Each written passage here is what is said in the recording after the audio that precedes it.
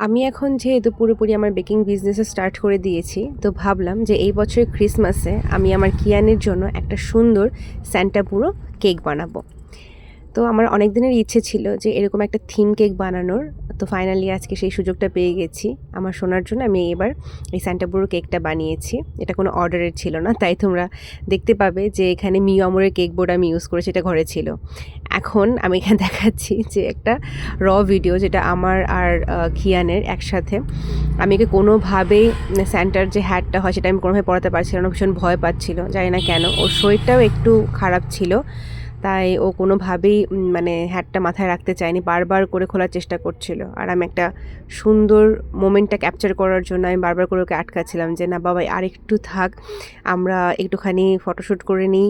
তারপর ওকে আমি শান্ত করার জন্য ওর সামনে কেকটা ধরলাম। ওকে সেখানেও মানে স্যান্টা ব্রোর যে টুপিটা বানিয়েছিলাম আমি সেটাকে পুরো হাত দিয়ে থেবড়ে নষ্ট করে দিয়েছে। তো যাই হোক, যে আমার ছেলের সাথে আমার কিছু কিছু কিউট মোমেন্ট ক্যাপচার করেছি, সেটাই চলো তোমাদের সাথে শেয়ার করি। এই হচ্ছে কিছু সুন্দর সুন্দর মুহূর্ত, যেটা সারা জীবন আমাদের জন্য একটা মেমোরি হয়ে থাকবে। Happy merry Christmas.